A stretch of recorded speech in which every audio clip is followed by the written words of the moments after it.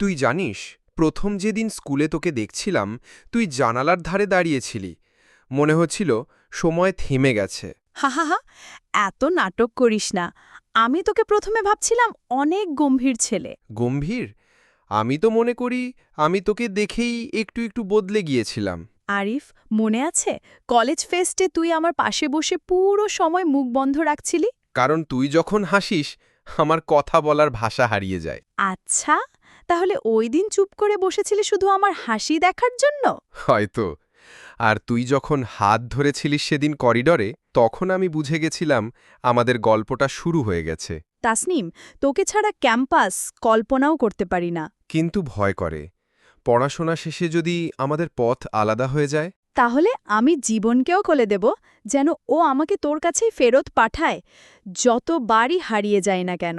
আর আমি তোর অপেক্ষায় থাকব প্রতিদিন প্রতি সন্ধ্যায় একটা চায়ের কাপে দুজনের গল্প নিয়ে। আজ যখন তুই আমার পাশে, আমার চিরদিনের জন্য, আমি শুধু বলবো ধন্যবাদ আমার জীবনের প্রতিটি অধ্যায়ে পাশে থাকার জন্য। তোর হাত ধরে যখন হাঁটি মনে হয় আমাদের গল্পটা কখনো শেষ হবে না, শুধু নতুন অধ্যায় শুরু হবে। দুইটি মন, একটি গল্প।